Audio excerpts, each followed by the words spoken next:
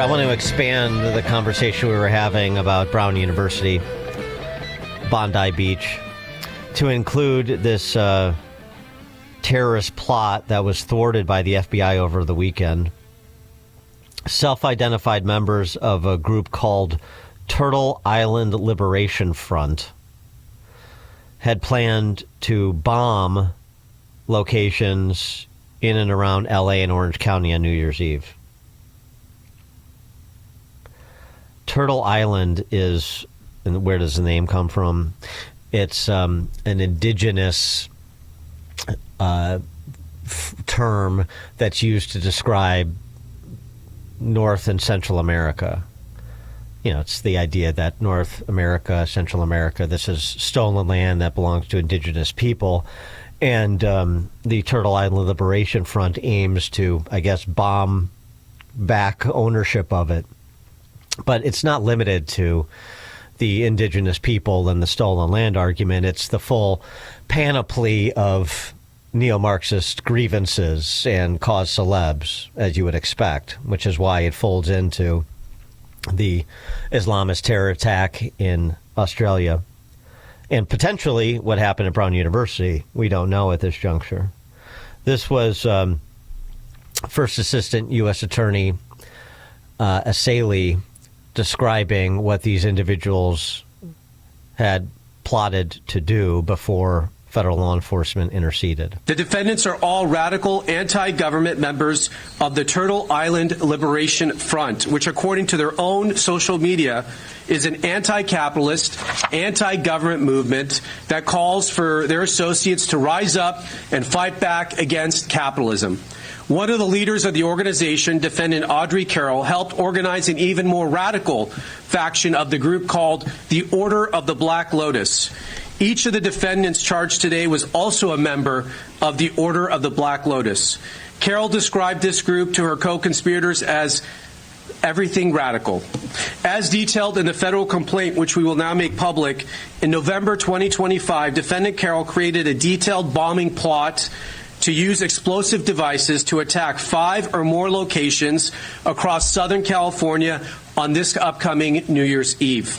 Carroll and her co-defendant, Zachary Page, led the effort to obtain and build the bombs and to recruit others to join in their plot. Carroll's bomb plot was explicit. It included a step-by-step instructions to build IEDs or improvised explosive devices, and listed multiple targets across Orange County and Los Angeles. Carroll also made clear her desires. She said, quote, "What we are doing will be considered a terrorist act." Carroll and Page also discussed plans for follow-up attacks after their bombings, which included plans to target ICE agents and vehicles with pipe bombs. Carroll stated that those plans would, quote, "take some of them out and scare the rest." Right. Radical left political violence.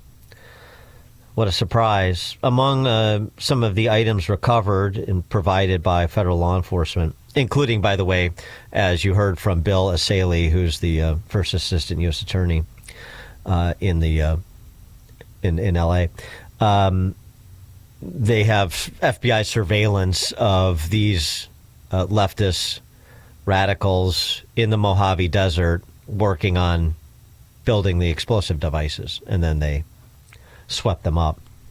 Among those items recovered, there is propaganda, death to ICE, death to America, long live Turtle Island and Palestine.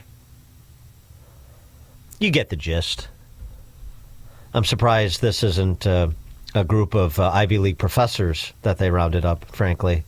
We've been treated to this sort of rhetoric and silliness for quite some time, which, of course, ratcheted up after the 10/7 terrorist attack in Gaza. For more on all this, including, obviously, the fallout from the terrorist attack in Bondi Beach, pleased to be joined by Liel Leibovitz, editor-at-large for Tablet, host of the Rootless podcast. Liel, thanks for joining us again. Appreciate it. My pleasure. Good morning. Morning. So I saw you posted on X in response, in part, to the terrorist attack on Bondi Beach. Every single one of the left's core values destroyed in one fell swoop. What are those core values that were destroyed? Look, if you paid attention to the responses from Prime Minister Bluey of Australia, Prime Minister Albanese, standing there and saying, well, the response to this is obviously tougher gun laws. Here is a government that already has extremely tough gun laws, which, of course, failed to stop these people. Here is a government that has had insanely intense information and intelligence on the radicalization of this particular shooter, Najib Akram, since 2019, but dismissed it. Here's a government that has been eagerly promoting more and more and more migration from Muslim countries into Australia because of, the left's kind of multicultural fantasies. Here's a government that said that any criticism of the visible radicalization of the Muslim community in Australia was quote-unquote Islamophobia. Here's a government that recognized Palestine just a few months ago, and it turned out, as we're seeing here in America too, that when you recognize Palestine, Palestine recognizes your right back. All of this could have been avoided. None of this was. It's something else too about that government you're talking about. Two Bondi Beach survivors, Wayne and Vanessa Miller, they were on CBS Morning, the CBS Morning show, and they said this about their own government. I grew up in the West Bank in Palestine. Hold on, that's not it. Although I want to get to that too. I think Jews in many communities around the world understand exactly what you mean with that question, but for people outside the community, why does that kind of concern come to mind? It's just what our government has done in this country. This happened. This happened. He's got blood on his hands. On October. And he knows it. The acts of terrorism have been rewarded by the Australian weak government. And they're talking about, those two, Wayne and Vanessa Miller, are talking about the Australian government essentially siding with Hamas, recognizing the quote-unquote state of Palestine, and holding Israel to impossible standards, decrying Israel's genocide, just like your standard issue leftists in the Western world generally. Yeah, look, Palestine, it should be very clear by now to everyone paying attention, isn't a state. Palestine is a state of mind. Palestine equals anti-America. Palestine equals anti-Western civilization.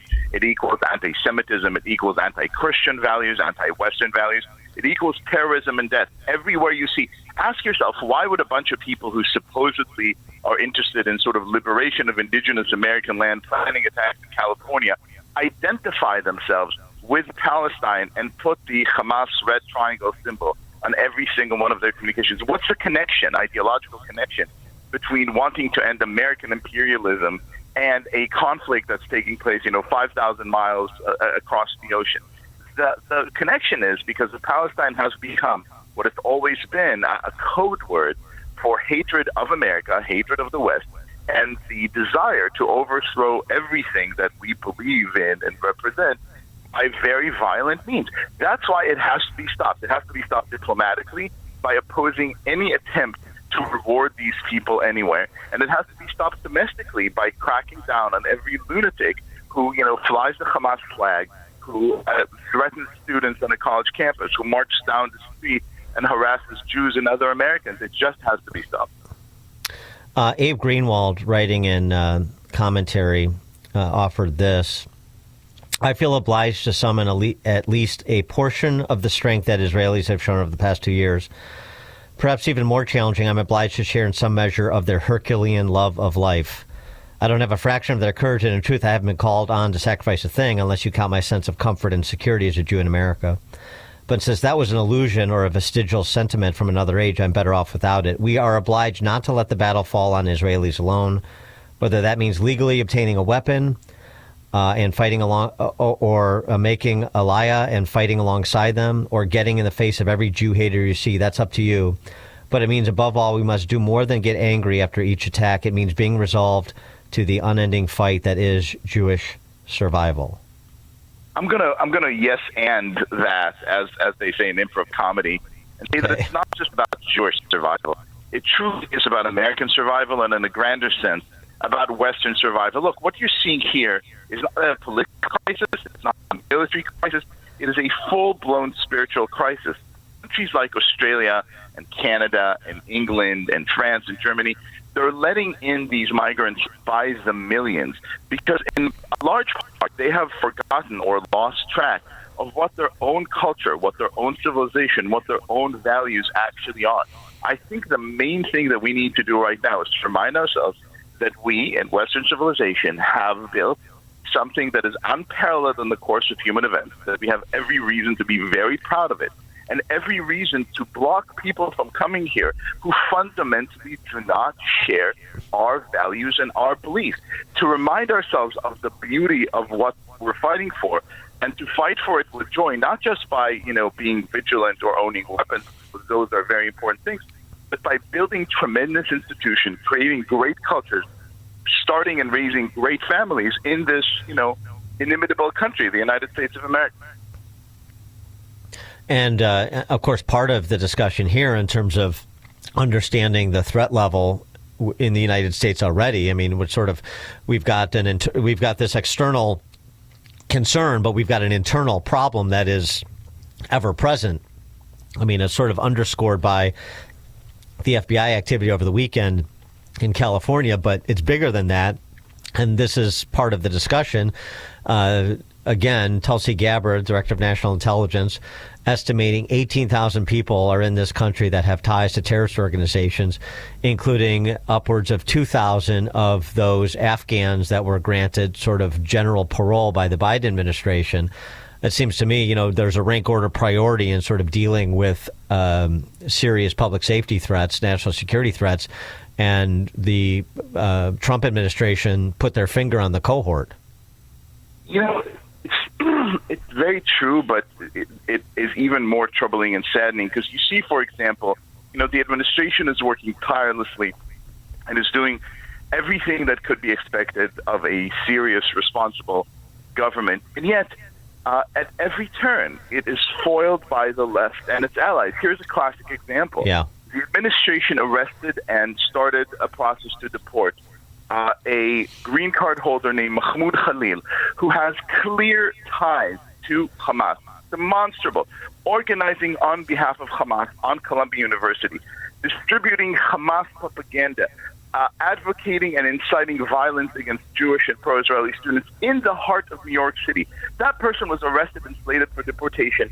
And of course, the federal judge, acting, as if he had more power than the elected president of the United States of America and the government that the people elected, said, no, you can't do this. This person must be released. And a minute later, that person is feted on, national media as a sort of resistance hero to the bad dictator Donald Trump. It's a delusion that we must stop immediately. We must give the government the power that the Constitution gives it to protect us from enemies, foreign and domestic.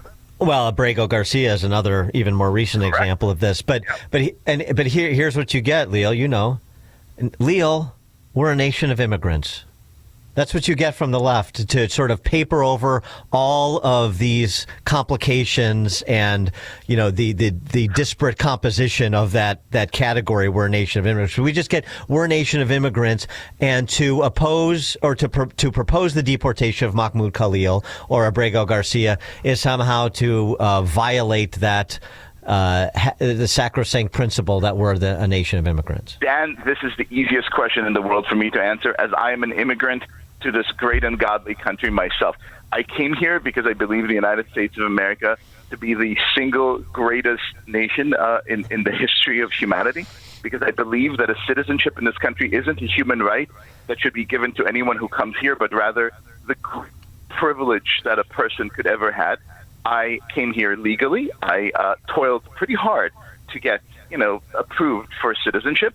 And I show my love and gratitude every day by having a great big American flag on my door, which in New York City, let me tell you, not the most obvious choice, by raising my kids to love this country. And I think anyone who doesn't share that sense of love and gratitude, and moreover, that sense of shared values with this great and godly country, should not be here. It's simple.